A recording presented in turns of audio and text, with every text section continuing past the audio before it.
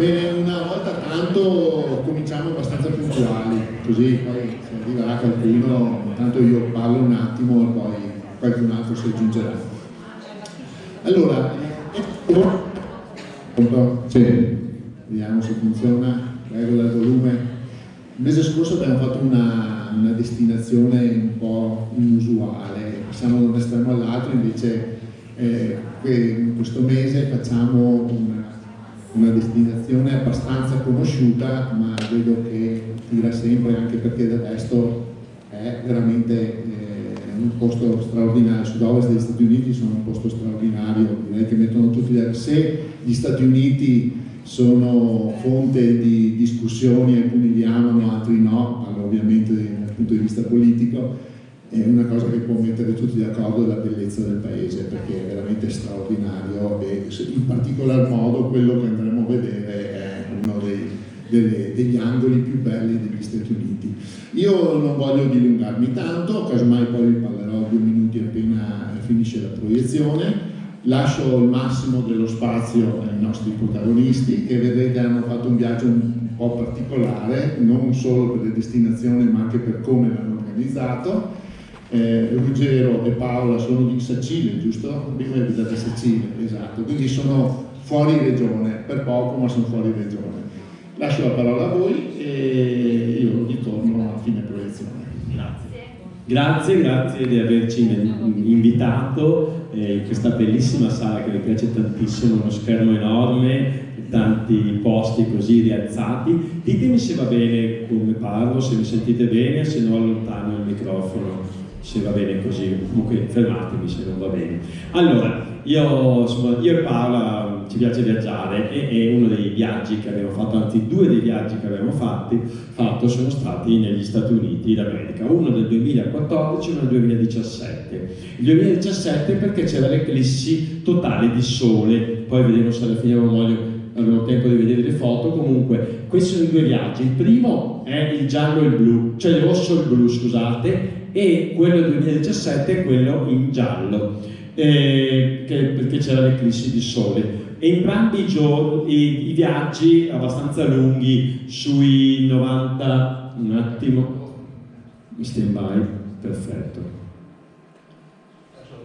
ecco qua, sì, perché vedevo buio totale e quindi mi preoccupavo. Dicevo, entrambi i viaggi abbastanza lunghi, di 38 giorni il secondo, 45 forse il primo, e abbiamo noleggiato una macchina per qua buona parte del tempo. Ecco, il primo viaggio siamo arrivati a New York, siamo volati fino a Chicago e lì abbiamo noleggiato la macchina perché costava meno, New York costa molto di più, e l'abbiamo tenuta per 34 giorni facendo la coast to coast, cioè la Route 66, scusate, fino appunto a Los Angeles, e poi siamo tornati nella parte nord con la macchina, 13.000 km. Stasera non riusciamo chiaramente a parlare di tutto il viaggio, quindi faremo praticamente solo l'andata e vedremo qualche parco qui dell'Ovest. Il secondo invece, questo in giallo, come vedete, sempre in automobile, proprio per vedere il resto dei parchi che non avevamo visto la volta prima. Bene, allora cominciamo subito il viaggio. Metto proprio 2 foto di New York e 2 di Chicago proprio per un cenno, perché dei posti che mi hanno colpito particolarmente, ci hanno colpito particolarmente. Poi io e Paola ci alterneremo così nella descrizione. Quindi vedremo adesso New York, Chicago, la Route 66 e i parchi dell'Ovest. Qui per parlare un attimo degli Stati Uniti, che è un continente di fatto, è grande come l'Europa, 10 milioni di chilometri quadrati, 300 milioni di abitanti, l'Europa ne ha quasi 800 milioni, quindi 3 volte di più, quindi sono poco abitati, infatti sono veramente strade lunghissime senza abitazioni per moltissimo tempo, si incontrano. E la cosa che mi ha colpito, ho messo oggi questa foto, è che cercavo altre cose, è stato fuori che gli Stati Uniti è il paese più bello del mondo, e lo ha detto in modo scientifico, con una ricerca scientifica di Telegraph, il quotidiano inglese. e credo che qui molti non siano d'accordo, però posso dire una cosa, che la diversità di parchi, la diversità di cose da vedere che ci sono negli Stati Uniti non si trovano da nessun'altra parte del mondo. Cioè uno va in Africa e trova solo parchi di animali, va in Islanda, trova parchi con i vulcani, geyser o comunque legati alla vulcanologia. Qui invece, come vedremo adesso un pochino, non li vedremo tutti, veramente solo uno completamente diverso dall'altro. E non solo, ma insomma ha una serie di cose naturali importanti. Ma a questo punto ci veniva la domanda di dire l'Italia dove si trova? E allora ho aggiunto questa, tanto per toglierci questa curiosità, sempre secondo Telegraph Travel, la parte dei viaggi di Telegraph, di questo, dice che l'Italia è il 9° posto e noi rimaniamo delusi perché abbiamo sempre pensato insomma, di essere fra i primi.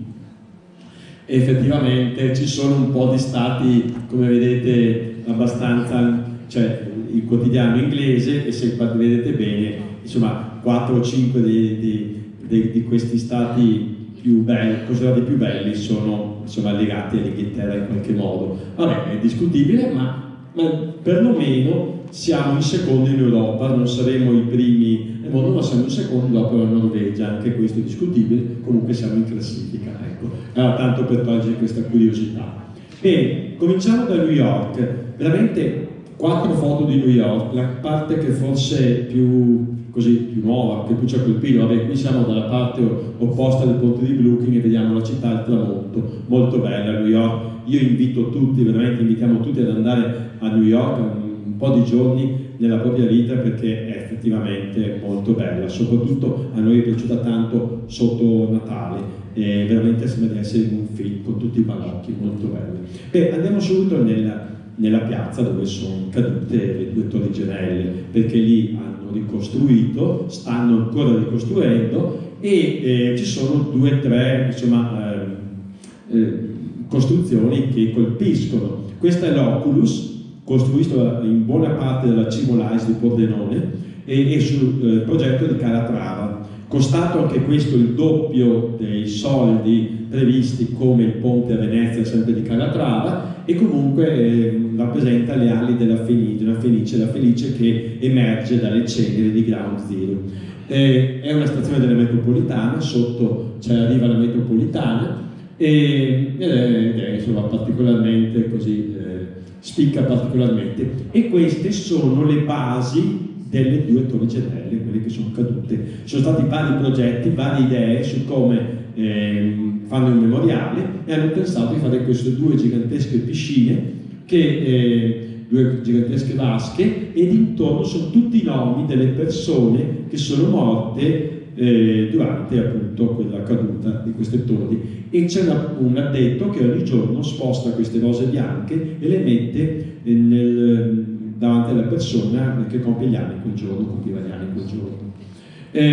Bene, ho messo questa immagine che è fatta appunto dal mare per vedere la Freedom Tower, quella torre nuova costruita appunto sempre vicino alle torri, nella zona delle torri gemelle, è alta 500 metri perché noi siamo saliti lassù. È un classico nelle grandi città salire in cima ai grandi grattacieli, 500 metri d'altezza non è poco, e abbiamo visto che la cosa più interessante è salire, non so, visto che non costa neanche poco, salire su nel pomeriggio, tardo pomeriggio, in modo da vedere magari la città sia con la luce e poi magari aspettare un'ora o 2 e vederla anche col buio, e così abbiamo fatto. Allora, con la luce vedete dall'alto, si vede tutta insomma, la Manhattan, la parte di New York, si vede dall'alto, ma la sera ci ha colpito, quando è calato il buio, vedere le basi delle 2 torri gemelle, le 2 piscine che vi dicevo prima, l'Oculus qui a sinistra, vedete,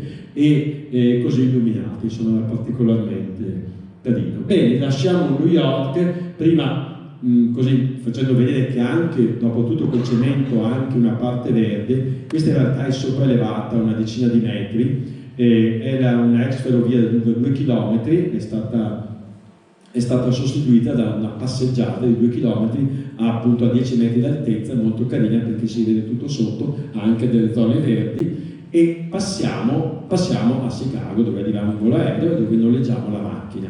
Anche qua veramente due immagini, la seconda città più grande degli Stati Uniti e con enormi grattacieli, ce ne sono 6-7 sopra i 400 metri e altri 8-9 sopra i 200 metri, che si affaccia sul lago Michigan. Il lago Michigan, che vedete là in fondo, che in realtà è enorme, fa parte dei 3 grandi laghi, è il quinto lago più grande al mondo, ma di fatto è largo circa 190 km e lungo 500. È più grande del nostro Adriatico. L'Adriatico è largo 150, lungo 500, quindi è a tutti gli effetti praticamente un mare questo lago, è uno dei più grandi laghi del mondo. E vabbè, di qui è Chicago, e da qui facciamo la foto. Questo è il Millennium Park che si affaccia appunto sul lago Michigan, e c'è questo fagiolone che, dove ci si specchiano i grattacieli. Anche noi ci facciamo la foto, siamo qua, ci facciamo la foto con i grattacieli alle spalle, e con questa foto passo a Paola, che ci sono i mormoni. Sapete che nella parte ovest ci sono diverse appunto queste comunità di mormoni che insomma hanno anche più mogli, e insomma di fatto, anche se è vietato, un uomo ha parecchie, insomma, le sue sorelle che vivono con questo uomo, che sono di fatto delle mogli. Succede anche questo negli Stati Uniti. Ecco, passo a Paola.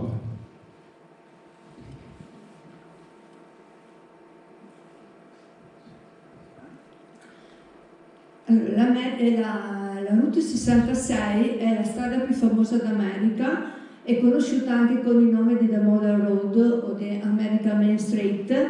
È lunga 4.000 km e attraversa 8 stati, 3 fusi orari, ed era stata inaugurata nel 1926 dopo 12 anni di lavori, ed era stata costruita per collegare centinaia di cittadine fino ad allora isolate, per collegare la grande città di Chicago ai palmizi battuti dal vento di Los Angeles. Negli anni 30 in America ci fu un lungo periodo di siccità che portò in particolare nella regione dell'Oklahoma oltre 200.000 agricoltori a perdere i loro mezzi di sussistenza, e li aveva portati quindi alla ricerca di nuove terre da coltivare, ad emigrare verso la California.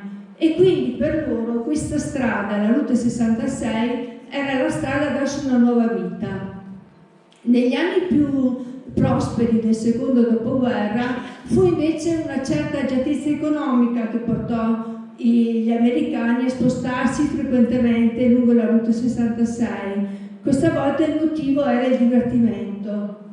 Meno di 20 anni dopo cominciò per la Route 66 un periodo di declino, perché lo Stato aveva deciso di costruire una strada più veloce, e quindi andarono a scomparire intere cittadine e a chiudere attività. E la Route 66 fu tolta dal sistema degli highway, delle strade veloci, nel 1985 e diventò quindi una strada storica. E oggi è ancora possibile divertirsi lungo la Route 66 ed è praticamente un viaggio a ritroso nel tempo, fermandosi su cittadine il cui calendario si è fermato proprio agli anni 50, e si visitano molte stazioni di benzina abbandonate, musei dove i volontari del paese hanno raccolto tantissime cose che hanno una relazione con la Route 66 e con la vita di quegli anni. Infatti, entrando dentro questi musei, ce ne sono tantissimi lungo la Route 66, appunto tutti gestiti da persone in pensione che ti trasmettono questa passione per la Route 66. Dentro ci sono tantissimi oggetti che sono relativi proprio alla vita degli anni 60 e degli anni 70. Allora, dall'Italia avevamo prenotato la nostra macchina, però arrivati una macchina che fosse economica, che potevamo rimanere dentro un budget giusto per noi. Però arrivati a Chicago, arrivati ai garage, ci dicono che non hanno più un'utilitaria piccola e ci fanno scegliere invece un'utilitaria più grande allo stesso prezzo. Ci propongono un maggiolone o questa macchina che a noi al momento ci sembra la più adatta. In effetti già la prima notte si rivela tale, perché aprendo il baule pensiamo di dormirci dentro. Con noi abbiamo i materassini e anche i sacchi a pelo, perché avevamo anche la tenda, perché l'idea era quella di fermarsi nei campeggi lungo la Route 66, nei parchi, dovevamo dormire dentro nei campi tenda. E quindi la prima notte appunto ci fermiamo, ci mettiamo a dormire dentro e questo diventerà la nostra suite praticamente per 34 notti. E questo perché nei giorni successivi ci prenderemo un materassino un po' più morbido e compreremo anche dei cuscini. Dall'Italia non avevamo prenotato niente per quanto riguarda le sistemazioni della notte, perché pur avendo un itinerario di massima non sapevamo dove ci fermavamo veramente a dormire quella notte. Quindi era un programmare giorno per giorno le diverse posti dove fermarsi a dormire. Invece questo fatto di avere la macchina così ci ha permesso proprio di essere veramente liberi, di non avere il pensiero di dove cercare la casa, l'albergo, la pensione, quello che doveva essere. Per dormire sistemavamo la macchina nei parcheggi dei supermercati che sono aperti 24 ore su 24, oppure nei parcheggi degli hotel, o ancora nei parcheggi come del McDonald's, anche questi locali aperti 24 ore su 24. Tra l'altro in America, nella Route 66, si trova il primo McDonald's della storia, che è diventato un museo. E noi dovremmo farci al McDonald's un monumento, perché qui praticamente nel parcheggio, come dicevo, dormivamo, ma facevamo anche delle colazioni veloci, dei piccoli break, soprattutto perché sfruttavamo, diciamo, il wifi veloce del McDonald's per aggiornare il nostro blog che stavamo tenendo in quei giorni.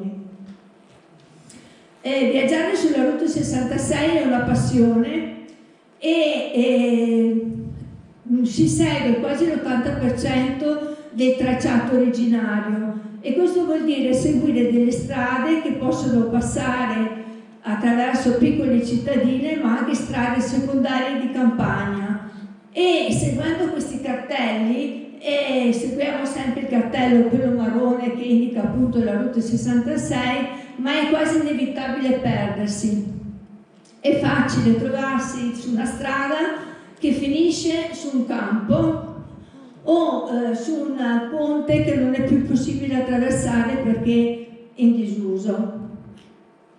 Si fanno chilometri e chilometri di strada nel niente, e questo per noi è un po' strano, perché siamo abituati a vedere le strade affiancate da paesi e da tutto un susseguirsi di case. E queste strade così lunghe per chilometri e chilometri senza niente, poi negli incroci improvvisamente si accendono luci, si accendono neon, si vedono motel, prima il McDonald's, sempre, e poi altri negozi che ti possono essere utili. E l'esposizione dei cimeli e le vecchie stazioni di servizio si susseguono l'una dopo l'altra, tutte appunto, come dicevo prima, gestite da pensionati che sono lì proprio appassionati della storia della Route 66. Seguiamo anche quello che dice la guida cartacea che abbiamo con noi, che suggerisce alcuni posti iconici da visitare. Alcuni per noi sembrano veramente kitsch, come questo, che la guida appunto dice un punto da non perdere, che è la Blue Whale, questa balena blu lunga 25 metri, e che faceva parte di un parco giochi. A noi sembra veramente kitsch, ce la ricorderemo sicuramente perché abbiamo perso strada, abbiamo fatto deviazioni per cercare questa balena blu. E però nella Route 66 anche questo è bello, cioè andare alla ricerca di quello che faceva parte dell'epoca.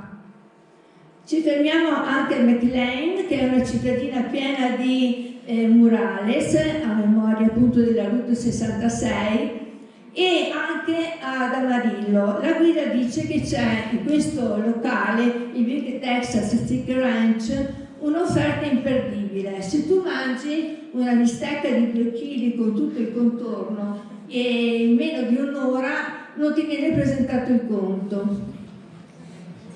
Si visita anche questo arco in acciaio, che è l'arco in acciaio più alto del mondo, che è stato costruito a memoria dell'espansione americana verso ovest.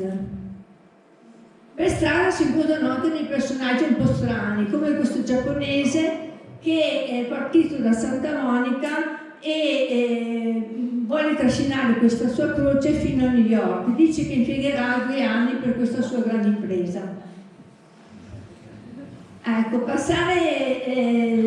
attraversiamo tanta strada, alcune parti anche desertiche, e questo per noi serve anche per lavarci, trovare degli angoli dove lavarci con queste taniche che abbiamo sempre dentro la macchina, che riempiamo nelle stazioni di servizio, e con una tanica di 3,5 litri ci accorgiamo che riusciamo a farci la doccia e anche a lavarci i capelli. Ci fermiamo a vedere il Cadillac Ranch, questa installazione artistica dove ci sono 10 Cadillac con il muso piantato in giù, e dove chiunque passando può lasciare un segno, un ricordo del suo passaggio sulla Route 66. Passiamo anche a questo punto che si chiama il Midpoint di Adrian. Siamo a metà strada tra Chicago e Los Angeles, sono 1139 miglia, noi chiaramente ne facciamo di più per le deviazioni e perché appunto ci perdiamo spesso. E per fare questi 2000 km ci abbiamo impiegato 4 giorni. Attraversiamo anche il primo del time zone, cioè Ruggero devi continuare tu. Delle zone, scusate, sì, i 3 fusi orari, 4 fusi orari che ha l'America, quindi si attraversano, ci si sposta appunto e si cambia il fuso orario. E qui, ecco qua, abbiamo messo questa mappa per far capire che noi siamo qua sotto praticamente in Oklahoma, stiamo avvicinando, siamo usciti dalla parte del fiume Mississippi, da tutta l'area fertile, e stiamo entrando nella zona delle montagne, e questa mappa lo fa vedere proprio che tutta la zona ovest ci sono le montagne rocciose, e dove ci sono di fatto le cose più interessanti, i parchi naturali più belli. Poi vediamo anche la mappa che ci fa vedere appunto questi parchi. Noi siamo in questa parte qui, stiamo continuando lungo questa strada e l'abbandoneremo, poi vedremo meglio. Stiamo entrando nella zona montagnosa, ma lì c'è anche Los Alamos. Los Alamos, sapete, è famosa perché è stata costruita, è stata progettata e realizzata la bomba atomica, e a memoria appunto di questo è stato costruito questo museo giustamente fatto bene, che fa vedere chi ha le bombe atomiche adesso, come possono essere, come il problema delle bombe atomiche e il fatto che molti hanno firmato il trattato di non proliferazione delle armi nucleari e molti altri no. Alla fine fanno un po' tutti quello che vogliono, perché visto che non hanno una bomba atomica di fatto possono un po' gestire la situazione come vogliono. Bene, cominciamo la serie di parchi, una lunga serie di parchi, non tutti, alcuni solo li abbiamo messi qua, ma quello che vogliamo farvi vedere è la diversità di parchi che ci sono, veramente uno diverso dall'altro, cioè queste aree, diciamo, naturali dove ci sono disseminati o alberi particolari o formazioni rocciose particolari che sono particolarmente belli. Beh, cominciamo con la foresta pietrificata e il deserto di Pinto, che sono concatenati, sono uno diciamo in mezzo all'altro, ed è un'area lunghissima. Ecco, i parchi sono grandissimi in America e si girano normalmente in macchina. Tutta l'America è gestita in modo tale che uno possa muoversi in macchina facilmente, addirittura anche quando si preleva quel bancomat, è una specie di casello autostradale, arrivi con la macchina in banca, apri il finestrino, prelevi i soldi e poi te ne vai via. Il McDrive, insomma, lo conosciamo anche noi. Ecco, i parchi americani, dicevo, non si paga una volta sola, un unico permesso di $80 e si paga per la macchina, non per le persone che ci sono all'interno. Questa è, diciamo, la strada che attraversa il deserto di Pinto. Già qua vediamo queste formazioni rocciose particolari, e l'altra cosa strana è che è disseminato per 40 km di alberi silicizzati. Qui 40 milioni di anni fa era una foresta, è stata coperta appunto dalle alluvioni, e la particolare formazione della sabbia ha fatto in modo che questi alberi diventassero praticamente un blocco di silicio, mantenendo la forma e la struttura dell'albero. E sono ovunque, ci si può camminare sopra, si può camminare, sono veramente tantissimi al fianco della strada, basta parcheggiare la macchina e se ne possono vedere tantissimi. Ecco, questa è una cosa che ci ha colpito, perché l'abbiamo trovato proprio lungo la Route 66, andando avanti senza essere questo è un unico blocco di silicio, senza esserne preparati, senza sapere che c'era sostanzialmente. E questo è il deserto di Pinto. Queste formazioni dovute chiaramente agli elementi chimici che ci sono nel terreno, che si susseguono per tutti questi 40 km. Guardate che colori, adesso qui sto un po' acceso, ma assolutamente di giallo, rosso, completamente diversi l'uno dall'altro. Ecco, guardate anche questo parlamento proprio di sale e la terra rossa dovuta al ferro presente nella terra sostanzialmente. Bene, arriviamo a Windows Rock. Windows Rock è la capitale, come è scritto qui, della riserva di Navajo. Siamo in Arizona, degli indiani Navajo. Sapete, adesso lo vediamo, i Navajo sono stati in qualche modo chiusi nelle riserve, e questo è il simbolo della Windows Rock, proprio di questa roccia che ha una finestra. Quando per la strada si vede questo, si sa che si è arrivati appunto nella riserva Navajo, e questo è il museo dedicato a questo popolo nativo americano. Due parole su di loro, visto che insomma, nel museo se ne parlava. Insomma, lo sappiamo tutti come è andata la storia.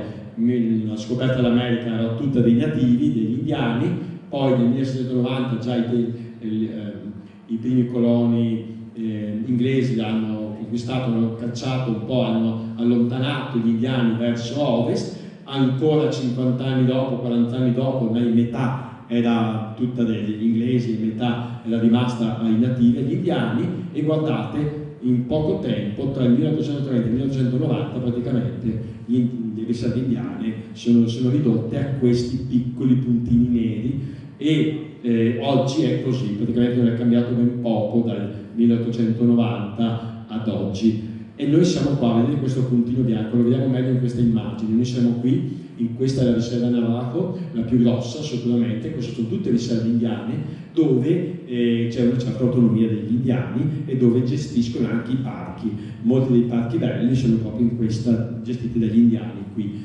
in Arizona e in New Mexico. E ho messo questa immagine per farvi vedere, proprio vedere questi puntini rossi qui coincidono sostanzialmente con queste aree verdi. Questi sono i parchi naturali americani più belli. Se vedete sono quasi tutti a sinistra e quasi tutti concentrati in questa parte bassa, a parte vederlo, sto un po' qua in alto. Ce ne sono parchi sicuramente qui a destra, ma soprattutto qui. E chi va in America ha due punti principali, appunto New York, la zona appunto di New York, e i parchi americani, che sono appunto qualcosa di particolare, e adesso continuiamo a vederli e continuiamo a analizzare. Questa è la Route 66, quella verde, che arriva sotto Los Angeles, a Santa Monica. Noi è classico, perché a un certo punto la Route 66 è bella, ma insomma è anche noiosetta, dopo a un certo punto è sempre la stessa. Noi usciamo, facciamo deviazioni, questo è in rosso, per vedere i vari parchi che ci sono soprattutto in Arizona. E qui c'è il Canyon dei Kelly, lo passo a Paolo.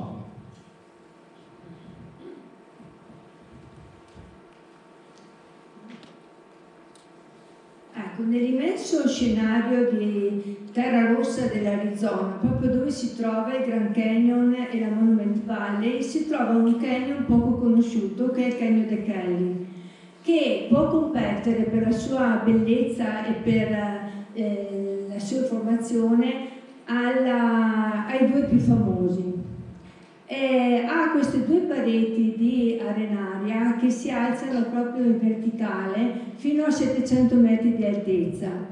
È in territorio navajo e ha davvero un ambiente davvero fantastico. Questo è un punto appunto panoramico dove si possono vedere queste due rocce che vengono chiamate la Spider Rock e che si alzano fino a 24 metri e sono ad una distanza di appena 60 metri dal canyon. All'interno i Navajo gestiscono appunto questo parco e impediscono, un po' regolano le entrate, impediscono che ci siano le escursioni all'interno del canyon, se non tramite una visita guidata. Questo canyon sembra quasi disegnato, ha delle formazioni di roccia veramente belle che risaltano poi in base anche alla luce del giorno. All'interno di questo canyon si vedono molte volte anche queste ogan, che sono le case degli indiani che vivono in questa zona di agricoltura coltivando la terra fertile vicino al fiume e di allevamento degli animali. E all'interno questa assomiglia quasi a una yurta ed è fatta però di legno e di terra pressata. All'interno del canyon c'è un campeggio dove si può dormire anche dentro queste oga. L'eccezione al fatto che non si possa entrare senza una guida è data dal seguire un sentiero che porta a delle rovine di case pueblo costruite tra il XII e il XIV secolo.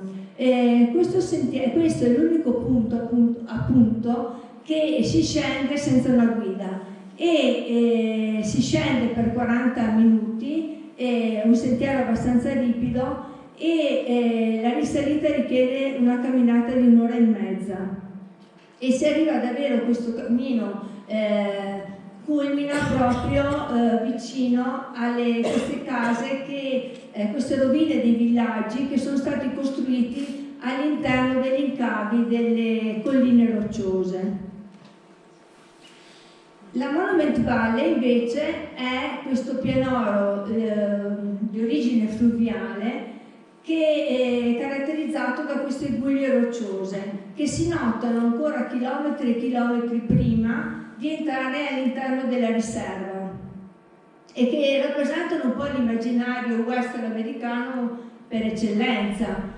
E questi paesaggi infatti sono state cornice per moltissimi film dedicati ai cowboy e ai film western.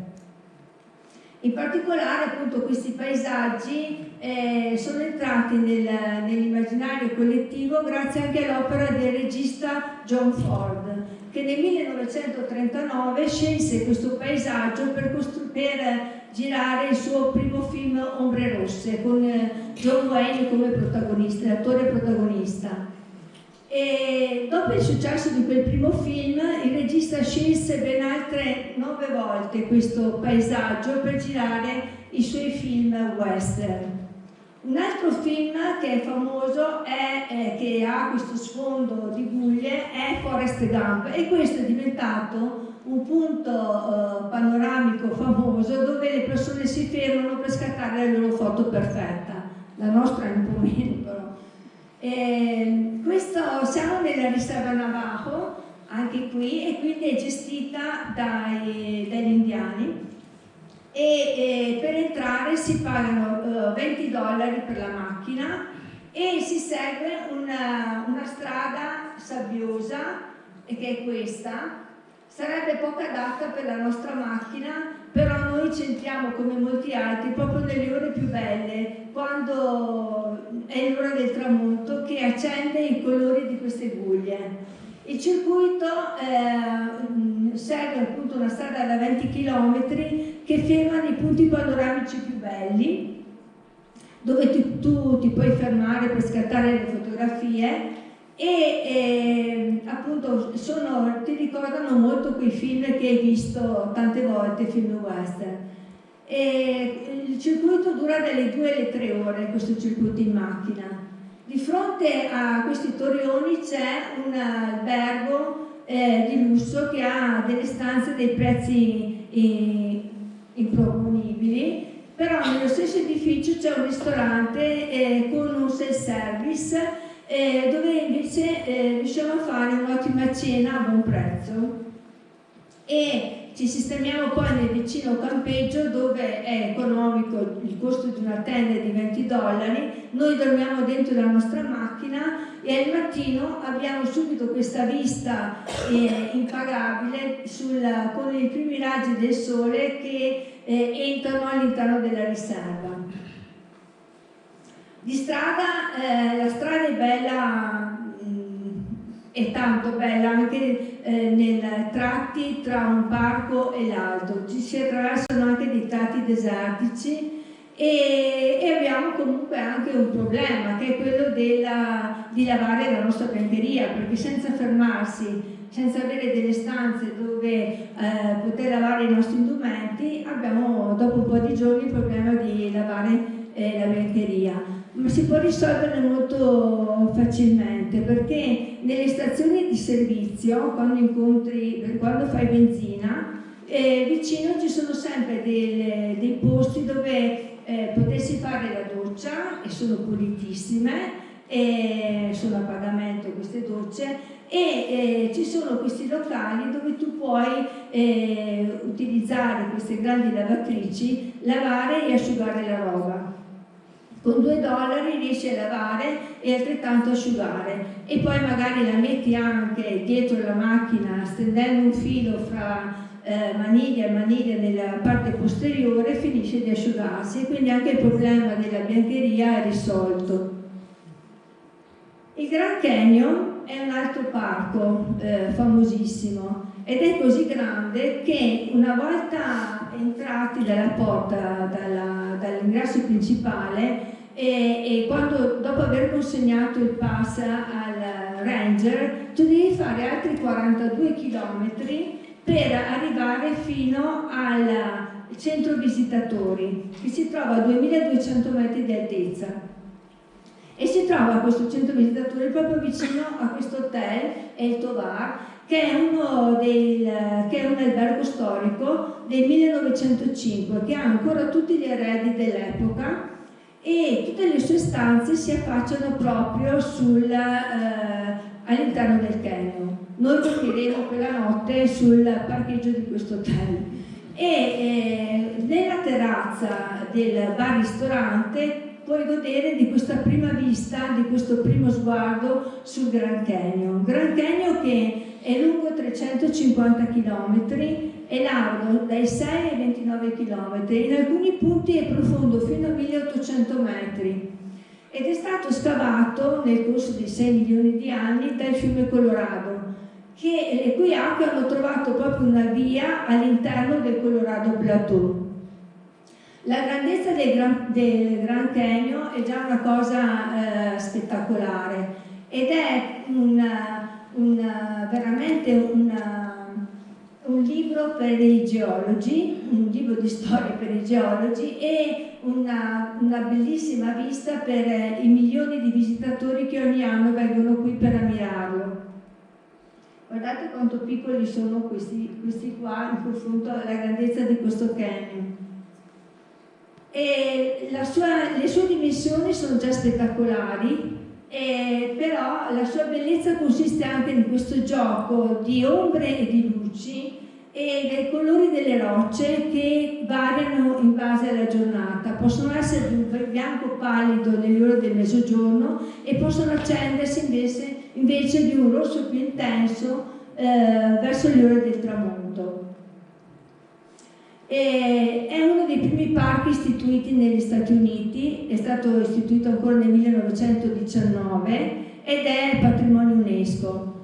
Le sue sponde i suoi versanti sono chiamati rim e ci sono due versanti, il versante sud che è molto più turistico e più visto e il versante nord che invece è più selvaggio. Anche se nella cartina questi due versanti sembrano vicini, in realtà per raggiungere una sponda e l'altra sono necessarie dalle 4 alle 5 ore di macchina. Questo per dire quanto è enorme questo canyon. Noi facciamo un'escursione la mattina, dopo aver dormito appunto nel parcheggio dell'albergo, scendiamo di 600 metri all'interno del canyon. Si potrebbe scendere anche fino a 1500 metri dove si trova il fiume Colorado. C'è un rifugio e questi cavalli stanno portando del materiale appunto a rifugio, però l'escursione richiederebbe 2 giorni perché una parte per scendere e il giorno dopo si deve risalire i 1500 metri di dislivello, quindi non sono sufficienti poche ore per fare questa escursione. Comunque, anche se abbiamo fatto un'escursione di qualche ora, abbiamo comunque visto veramente uno spettacolo di stratificazioni di roccia, colori e oltre ad avere un volo di uccelli sopra di noi. Non sono questo. Ecco, l'Antelope Canyon. Qui siamo sempre in quell'area che viene definita la capitale del canyon del mondo, perché si trova questo Antelope Canyon solo a 2 ore di macchina dalla Grand Canyon e dalla Monument Valley. E questo è il risultato di migliaia di anni di condizioni meteorologiche estreme, dove l'acqua e il vento sono riusciti a creare un ambiente unico nel suo genere. E scavando appunto queste pareti di sabbia pietrificata e dando appunto delle forme incredibili. Queste formazioni possono essere profonde. Allora, questo è uno slot canyon che è anche il più famoso degli Stati Uniti. Per slot canyon si intende, per definizione, un canale stretto e lungo ma profondo e tortuoso che è stato creato appunto dall'erosione ed è stato levigato da elementi naturali. E queste fenditure possono essere profonde anche fino a 30 metri ed essere larghe solo 1 metro. E la luce naturale che penetra dall'alto dà risalto alle forme e anche ai colori, che possono essere veramente diversi anche nell'arco della giornata. Si intensifica in base alla luce che li colpisce, possono essere più gialle, più rosse, ma anche bordeaux, fucsia. E questo canyon si trova anche lui in una regione Navajo e che ne gestisce completamente le visite, e quindi si può entrare solo con una guida indiana. E le visite sono strettamente contingentate, c'è tanta gente che viene a vedere, ci devi mettere in fila, ma sicuramente è una cosa da vedere. E vale sicuramente la pena fare ancora una piccola deviazione, ma vicinissima all'Antelope Canyon, per andare a vedere questa pianura e fare questa passeggiata di mezz'ora, magari sotto il sole, però ne vale la pena, per arrivare per andare a vedere questo foro nella pianura, che che non è altro che un'altra particolarità creata dal fiume Colorado. Anche qui ha creato questo spettacolo, è un bellissimo punto da andare a vedere. E viene chiamato lo Shores perché è appunto a ferro di cavallo. Che cosa sa fare la natura? È incredibile. Sì, adesso vi chiederete cosa c'entrano le Alpi Bellunesi, le Prealpi Bellunesi in questa immagine. Ma perché anche noi abbiamo il nostro piccolo canyon, cioè qui vicino. Magari non tutti lo conoscono, penso che la maggior parte di voi lo conosca. Sopra San Boldo, il passo San Boldo, c'è Sant'Antonio del Tottal subito dopo, 5 km dopo, e a Sant'Antonio del Tottal c'è questo canyon che insomma è una cosa piccolissima ovviamente rispetto, però guardate che ha dei colori veramente particolari. Guardate quando il sole illumina al mattino che colori strani ci sono, veramente ha queste formazioni strane, e così volevamo metterlo perché magari se qualcuno non lo conosce è una gita di mezza giornata assolutamente libera, si fa una passeggiata, guardate che c'è un ponte, si passa sopra, guardate queste lastre proprio in questo piccolo canyon. E quando fa particolarmente freddo, non questi ultimi inverni, ma alcuni inverni fa, ci sono stato anch'io, si gela così tanto che si può camminare addirittura dentro. Guardate con queste formazioni particolari, è veramente strano. E qui ho messo anche, per finire la mappa, Sant'Antonio del Tottal, c'è questo sentiero, 2 orette in tutto, ma veramente il fiume Ato ha scavato, come il Colorado, in America ha scavato questo canyon. Ecco, torniamo in America. Finita l'escursione italiana, andiamo sempre vicino al Grand Canyon, a lato del Grand Canyon, e c'è Supai. Supai è una specie di paradiso terrestre considerata. È difficile andarci perché bisogna prenotare molti mesi prima, è contingentata, quindi entrano solo poche persone ogni giorno, e sopra c'è un campeggio di fatto dove si può dormire, ma anche sempre pieno. E noi non sapevamo che bisognava prenotare, siamo arrivati fin quasi alle porte e dovevano fermarci ben prima, nessuno ci ha fermato e alla fine ci hanno lasciato entrare, quindi è stata una fortuna. È un villaggio di indiani, di 200 indiani, posto nel posto più remoto degli Stati Uniti, dove la posta appunto veniva capitata ancora a dorso di mulo, e sono 6 ore di cammino per 13 km in mezzo a questo canyon, e appunto si trova all'interno del Grand Canyon nella riserva Navajo. Eccolo qua, Supai. Tra l'altro volevo aggiungere un'altra cosa strana di tutti questi parchi, avete visto anche nel Grand Canyon, noi quando facciamo un'escursione in montagna saliamo e poi scendiamo, invece in queste zone, in tutta quest'area appunto delle montagne rocciose, si cammina su un altopiano intorno ai 1500-1800 metri d'altezza, e si scende quando si parte, si scende anche per andare giù al Colorado, e poi si risale, completamente l'opposto di quello di cui siamo abituati noi. E questo non è banale, perché quando si è stanchi bisogna risalire, non scendere, questo non è banale nelle escursioni.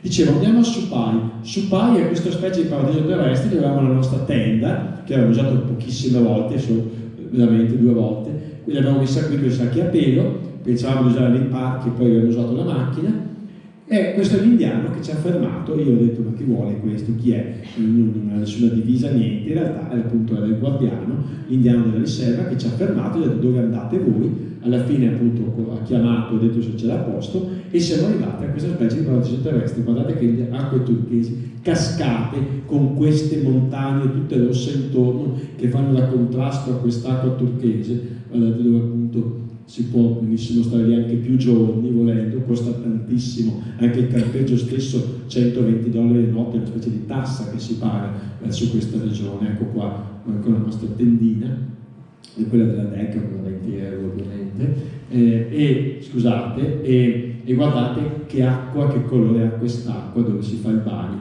Ecco, questo è uno dei 2 pochi video, due video forse che ho messo, no, vediamolo, non si sente l'audio, ma volta, cioè, vediamo un attimo così i colori e la cascata che scende, tanto è molto breve. Ecco qua, è finito.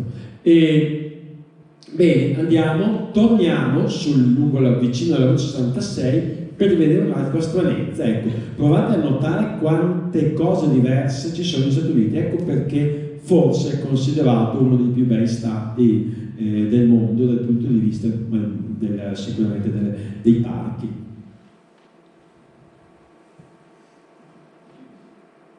Ecco, appunto, seguendo la nostra Route 66 ne facciamo di deviazioni, ne vediamo di cose e a questo punto siamo proprio in Arizona, verso il confine con il Messico e questa è una foto presa da internet.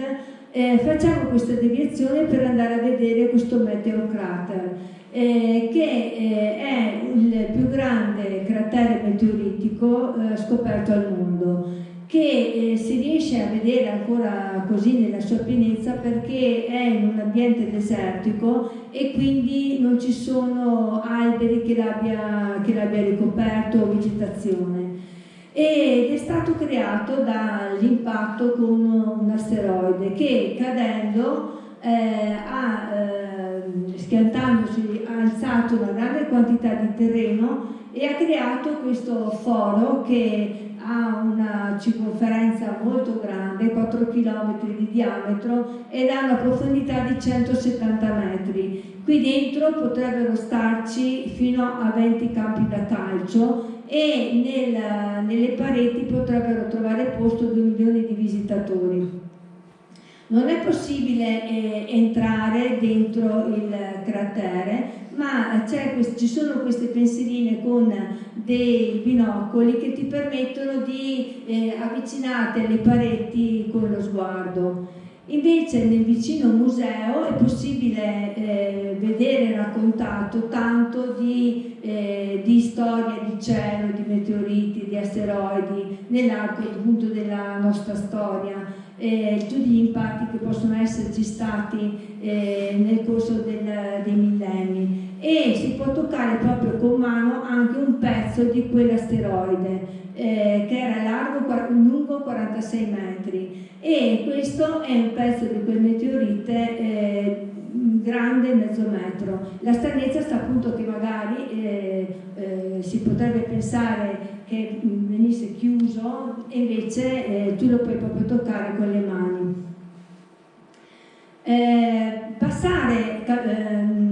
Percorrere la Route 66 in questa zona vuol dire trovarsi a fianco colline intere di cactus e vedere strade con dei punti di set cinematografici al lato della strada o anche cittadine minerarie abbandonate, come anche questa cittadina che è la Golden File Ghost Town, che è stata ristrutturata ed è praticamente un'attrazione turistica. Dentro il saloon c'è un ristorante dove tu puoi pranzare.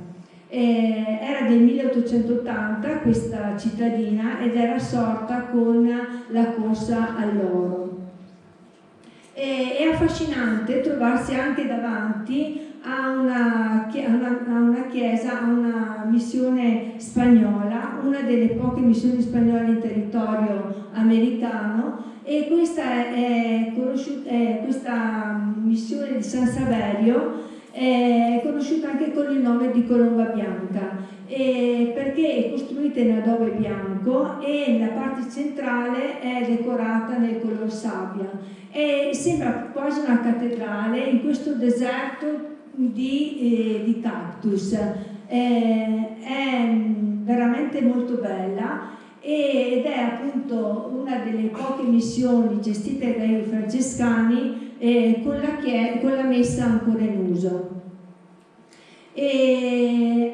Entriamo adesso nel Saguaro National Park, siamo ancora di più nella parte sud dell'Arizona e questo parco si trova all'interno del deserto del Sonora e prende il nome da questi cactus, il saguaro, che sono cactus che sono i cactus più grandi del mondo, sono anche il simbolo dell'Arizona, e questi cactus possono avere un'altezza di 10 metri e una circonferenza di 3 metri, e in natura vivono fino a 300 anni, ma hanno dei tempi di sviluppo molto lenti. Infatti per le prime ramificazioni possono essere necessari anche 75 anni e per le fioriture 40 anni.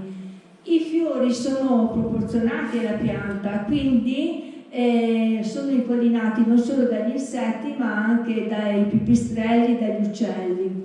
Questi cactus hanno una grande capacità di resistenza al caldo e si sanno adattare ai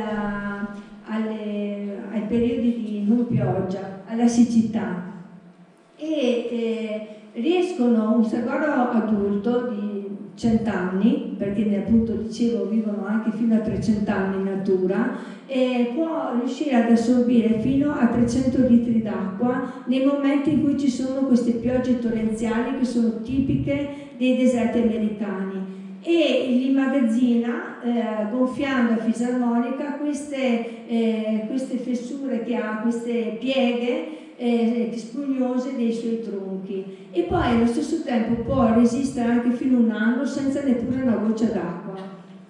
E questi saguaro possono arrivare a pesare fino a 10 tonnellate, cioè come un elefante. E su questo paesaggio sono stati girati oltre 300 fra film e telefilm western, e quindi si può girare in macchina, come diceva Ruggero, gran parte dei parchi sono così, si girano in macchina, e poi si può scendere e avvicinarsi a queste creature giganti, e veramente quando si scende e si passeggia fra questi cactus sembra di essere dentro uno di quei film.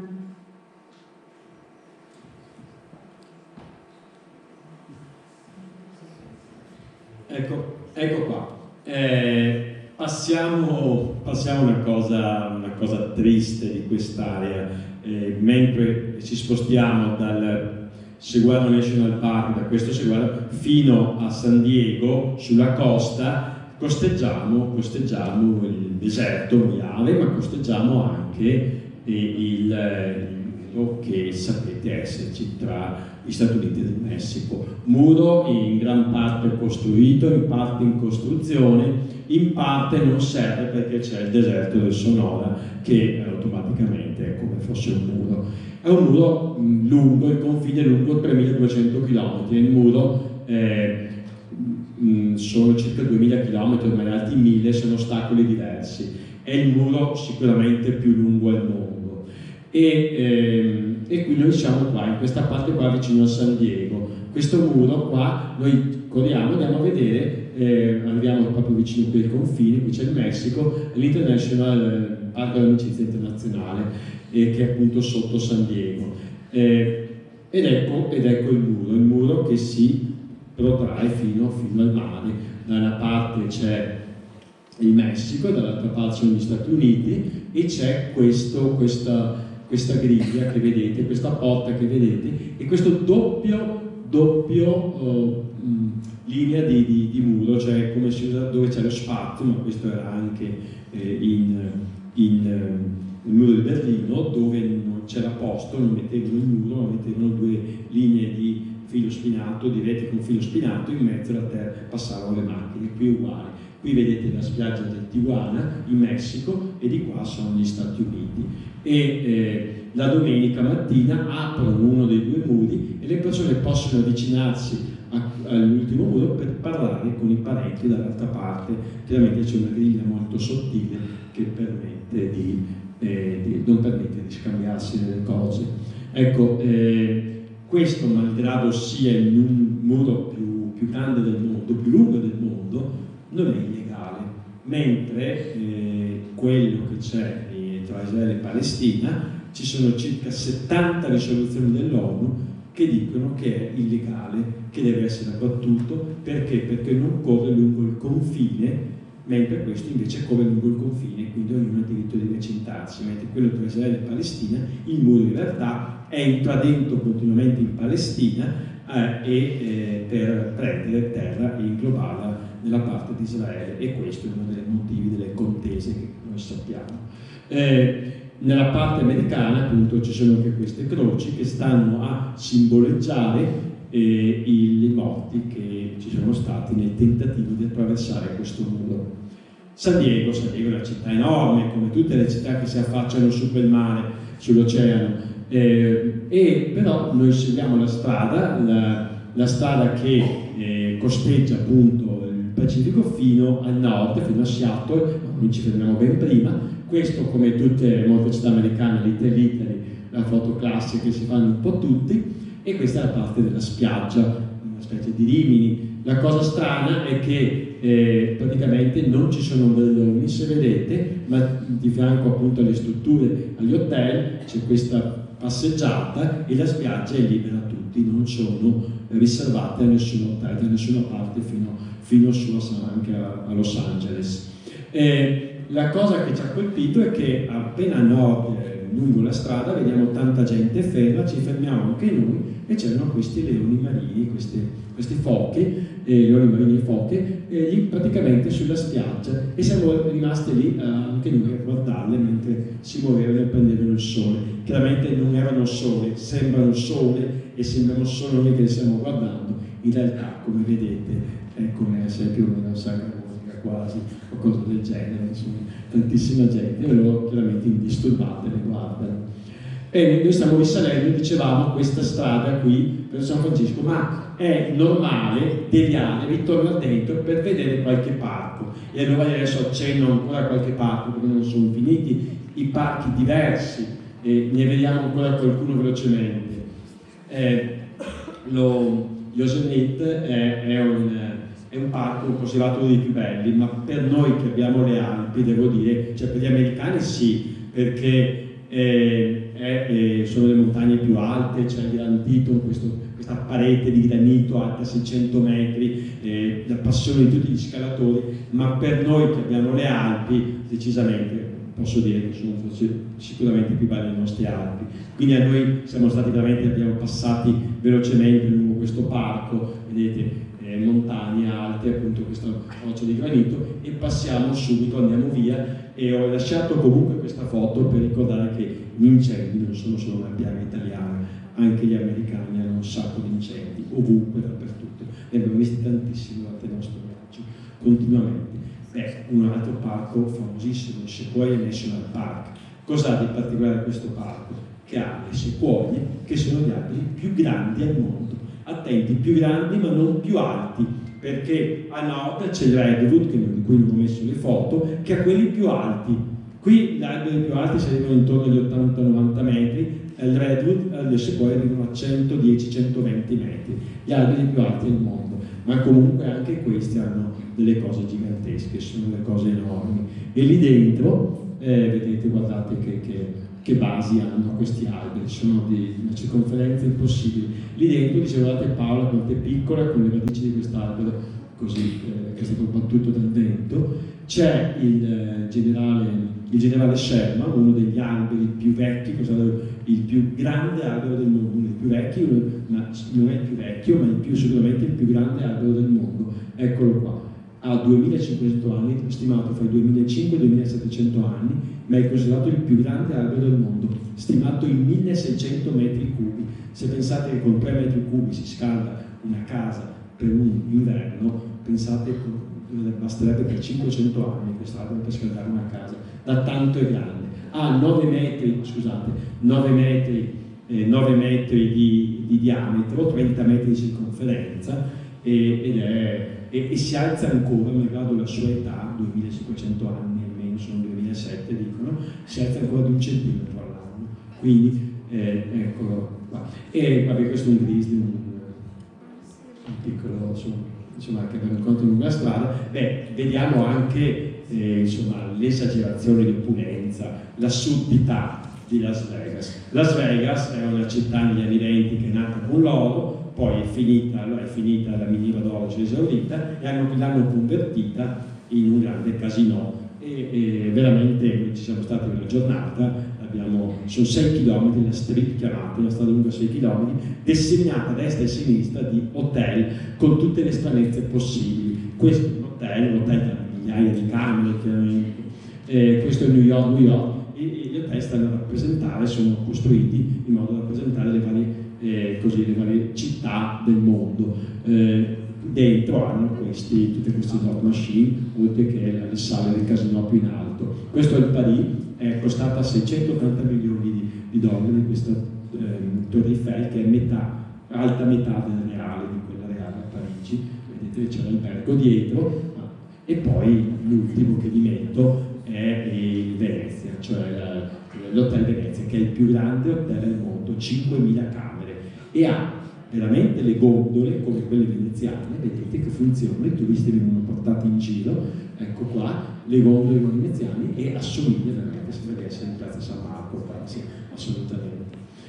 Una stranezza, veramente, ricordo che hanno circa, Venezia ha 25 milioni circa di visitatori all'anno, Las Vegas ne ha quasi il doppio, 48 milioni, quindi veramente un'enormità di persone che ci vanno. La Valle della Morte, vabbè, velocemente, famosissima anche questa. Perché si chiama Valle della Morte? Perché i primi coloni, qualcuno è morto cercando di attraversarla sostanzialmente, e guardate che formazioni ci sono qui nella Valle della Morte particolarmente strane. Vedete, questo è il punto più basso, meno 80 metri. Qui siamo nel Dante View, dal punto di vista di Dante, a 1600 metri di altezza, vediamo questo apallamento, una grossa spianata di sale. Qui fino a 2000 anni fa c'era un lago salato, è sparito, è solo sale, e guardate le formazioni appunto di questo Valle della Morte, dove le temperature sono tra le più alte degli Stati Uniti, raggiungono sicuramente 50 gradi d'estate. Hanno andata bene perché è appena finito di piovere, quindi non ci faceva così caldo. Eccolo qua il punto più basso, con questa distesa di sale, dall'alto lo si vede e si va giù e si cammina sopra. Ecco qua, questa siamo a meno 80 metri, il punto più basso degli Stati Uniti. Bene, torniamo fuori da questi parchi per tornare sull'oceano e finire il nostro giro. Stiamo per finire, abbiamo le ultime immagini. Vedete queste, veramente, se sostituiamo le macchine con i cavalli, sembra di essere veramente in un film del Far West. Questi villaggi. Torniamo lungo la costa, lungo la Big Sur, questa costa considerata tra le più belle, insomma, di quelle degli Stati Uniti, e qui finisce la Route 66 a Santa Monica, anche se noi ci abbiamo girato intorno, l'ultimo tratto non l'abbiamo passato. Finisce questa, come vi facevo vedere, qui siamo vicini a Las Vegas, scusate, a Los Angeles, ho sbagliato, e vedete la spiaggia completamente libera, come vi dicevo. Eccolo qua, Los Angeles, Hollywood, che inizialmente era una pubblicità di un'impresa immobiliare, si chiamava Hollywood Land, e sono cadute delle insegne alte 13 metri, non si può arrivarci a piedi, ed è rimasta lì come simbolo della città, insomma, la via delle stelle famose, e così sto in giro. Ma la cosa che così è particolare sono gli Universal Studio, che sono diventati un'attrazione turistica, una specie di Disneyland. Si va dentro e fanno vedere come girano i film, e qui noi abbiamo assistito a questa rappresentazione. C'è un aereo che arriva, si schianta sull'acqua, un'ora dopo è tutto come prima, sembra che esploda tutto, un'ora dopo è già di nuovo pronto per il nuovo spettacolo, assolutamente bello. Continuiamo per un'altra cosa che ci ha sorpreso, cioè correre per la strada, e questa Big Sur che vi dicevo molto bella, e vedere le balene.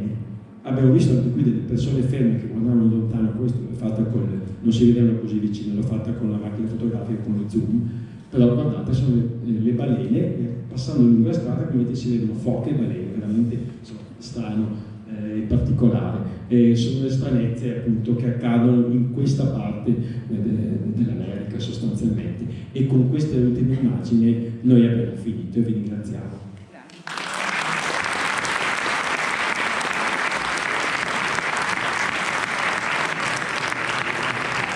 Beh, non si può dire che non si siano preparati, c'è stato un attimo di tregua, bravissimi. E abbiamo magari tempo, se avete un paio di domande, giusto se c'è qualcuno che ha qualche domanda.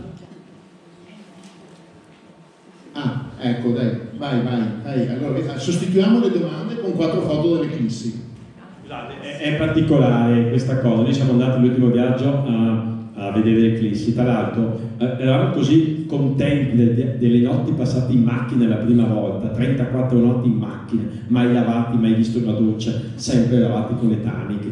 Benissimo, mai sentito la necessità di una doccia, non sentivo assolutamente sporco. E che la volta dopo, 3 anni dopo, siamo tornati per vedere l'eclissi di sole. Abbiamo noleggiato una macchina 30 giorni, però questa volta l'abbiamo proprio pagata di più per essere sicuri di avere una macchina grossa, insomma. E anche lì abbiamo dormito altri 30 giorni in macchina. E volevo farvi vedere queste foto dell'eclissi perché è particolarmente bella.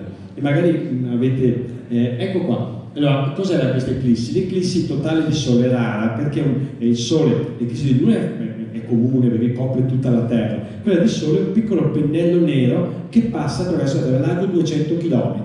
E non è, cioè capita nel mare, capita nell'oceano, sono in teoria 2 all'anno, ma in realtà capitano dappertutto e non è detto che in quel posto si possa andare. Bene, in questa appunto il 21 agosto, tra l'altro periodo di vacanza del 2017, attraversava completamente il satellite. Noi siamo andato qui nella zona a Denver, nella zona delle montagne, e vi faccio vedere proprio qualche foto. Vabbè, noi non ci siamo portati gli strumenti, questi sono gli strumenti degli americani che ci lasciavano guardare, e veramente c'era il mondo lì a guardare queste eclissi. Queste sono le foglie di Miller per poter guardare il sole. Questi ovviamente hanno gli occhialini da eclisse e hanno trovato il modo decisamente più carino di vederla. Ecco qua. Il signore poi qui mi ha mandato delle foto anche che vi farò vedere adesso dell'eclissi. Alcune le ho fatte con la mia macchina fotografica e adesso vi farò sul mio A4. Questa l'ho fatta con la mia, con lo zoom. Ho messo l'occhialino davanti, il teleobiettivo, e guardate il sole, la luna che sta entrando sul sole, guardate che bello. E qua si vedono anche, intravedono, so che ci sono 2 macchie solari, eccole qua. Guardate la luna che sta entrando nel sole, non è ancora la totalità, e qua, ecco qua la totalità. La totalità dura 2 minuti circa, pochissimo, ma in quei 2 minuti veramente si vedono alcune stelle, si alza il vento, poi se ci sono animali intorno si agitano. È veramente un mondo stranissimo, è un momento particolare. E qui vedete la luna giusto davanti al sole. Vabbè, qui sono degli spagnoli che stanno, io con gli occhialini, che stanno scherzando. Guardate qui, e in questa immagine qua non credo si vedano, questa è fatta con la mia che non si vede le protuberanze, invece in quella successiva, ecco qua, guardate questa che mi ha mandato quel signore della macchina. Guardate intanto le protuberanze del sole, le esplosioni nel sole, che poi sono le macchie solari, quelle che si vedono. Ma guardate l'anello, nel momento in cui il sole sta uscendo dall'eclissi, la luna sta uscendo, quella fessura fa un bagliore tale che sembra veramente un anello, perché si vede tutto intorno l'anello della luce intorno alla luna e quel bagliore davanti, sembra un anello di diamante, bellissimo. Ecco, guardate qua un esempio, per esempio, una cosa del genere, sembra un anello di diamante. E questo devo dire che è stata particolarmente bella. E la cosa strana è che questa, vedete qua l'eclissi, me l'ha mandata sempre il signore questa foto. Qua sono le persone, questa è l'eclissi, e guardate il cielo, vedete che è abbastanza buio, si vede qualche stella, e in fondo tutto l'orizzonte, perché noi siamo dentro un cerchio largo 200 km di buio, intorno però l'orizzonte c'è luce, quindi si vede a 360 gradi come fosse il mattino a 360 gradi, una cosa particolarissima. L'ultima foto, ve lo giuro, le ultime 2, che vi faccio vedere quali sono le prossime eclissi, ma magari se qualcuno volesse andare a vederle. Quelle blu sono quelle totali, quelle rosse quelle anulari. Le anulari a me non piacciono perché non viene coperto il sole, basta che il sole sia fuori un pochino e tutti questi effetti non si hanno. Quindi io guardo quelle blu. Ho fatto uno zoom su quelle blu, guardate. Questa di nuovo passa per gli Stati Uniti l'8 aprile 2024. Non è periodo di vacanza, però insomma magari si potrebbe anche scappare via intorno a Pasqua e vedere queste eclissi. L'altra fattibile è questa, secondo me, del 2027, il 22 agosto, perché questa qui è verso il tramonto, arriva in Spagna, ma secondo me verso la sera non è bella. Invece questa passa per la Tunisia, in mezzo proprio alla Tunisia, e per il nord diciamo tra lo Stretto di Gibilterra, però in Tunisia si potrebbe andare a vedere, e il 2 agosto, periodo di vacanza, si potrebbe quasi andare a vedere. Poi in Tunisia si è sicuri che secondo me non piove. Ecco, così veramente abbiamo finito. Se avete delle domande siamo qua. Grazie.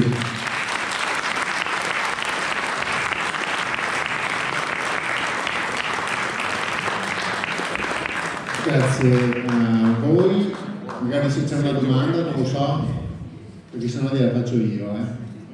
Allora te la faccio io. Non vi siete sentiti un po'? È vero che dormivate nei parcheggi dei centri commerciali, ma non vi sentivate un po' inquieti? Cioè, io la settimana scorsa ho fatto una proiezione a una scuola media di Vazzola, parlando del cibo di tutto il mondo, e a un certo punto un ragazzino mi ha chiesto qual è secondo me il paese più pericoloso. A me veniva a dire gli Stati Uniti per certi aspetti, ma non perché sia pericoloso girarci, perché è ovvio che non è pericoloso. Però sappiamo che ogni tanto ci sono personaggi un po' strani. Io sinceramente non ho mai dormito negli Stati Uniti al di fuori o degli alberghi o dei come si dice, dei campeggi, sempre in luoghi vigilati, perché ammetto che non mi sentivo tranquilla. Posso rispondere io, dopo in parte risponderà anche lui se non... sicuramente allora la macchina aveva i vetri oscurati e questo ci ha facilitato molto quando andavamo. Nella maggior parte dei casi abbiamo sempre dormito nei parcheggi degli alberghi. Ecco, e anche comunque i parcheggi del supermercato, come dicevo, però ci sentivamo sicuri perché c'era sempre magari altri camper e quindi ci sentivamo comunque tranquilli. Però ecco, dormire nei parcheggi degli hotel è strano, perché magari qua in Italia non ti verrebbe mai in mente, perché ti fermano subito. Invece là chi va a pensare che ci sono due pazzi che vanno a parcheggiare e che dormono dentro la macchina? Tra l'altro appunto la macchina aveva i vetri oscurati e più di una volta ci è successo che si sono avvicinate delle persone dell'albergo che sono uscite per fumarsi le sigarette, si sono anche appoggiate alla nostra macchina, ma non hanno visto niente, perché alla sera mettevamo anche all'interno dei teli che impedivano, noi vedevamo fuori ma nessuno poteva vedere dentro, quindi anche se si avvicinava qualcuno non vedeva che c'erano delle persone dentro che dormivano. Non so se tu vuoi aggiungere qualcosa. Chiarissima, grazie. Bene, io vi ricordo l'appuntamento del mese prossimo. Andremo in Madagascar, tra l'altro con Filippo, che è un bravissimo fotografo, lui è molto bravo. E qui fuori, se qualcuno di voi, vedo che ci sono anche delle persone nuove che non ho mai visto, se volete essere avvisati circa una settimana prima delle proiezioni che saranno in programma, basta che lasciate il vostro nome e il vostro indirizzo email, le gestiamo noi, quindi riceverete solo questo tipo di posta, niente pubblicità, giù in giudella. E se volete darci una mano, trovate anche la piccola cassetta dove potete lasciare un'offerta. Tutti i soldi che vengono raccolti da noi, siamo un'associazione fotografica senza scopo di lucro, quindi li reinvestiamo tutti in affitti, attrezzatura, eccetera eccetera. E tra l'altro posso anche dirvi che sembra che sia confermata la rassegna estiva del mese di luglio in Maglia, che faremo in 3 luoghi molto molto belli, vi faremo sapere nelle prossime puntate. Appuntamento dunque ad aprile con Filippo Bernardi e andremo in Madagascar. Grazie ancora a voi, un altro applauso a loro, sono stati bravissimi per la spiegazione e arrivederci al mese prossimo.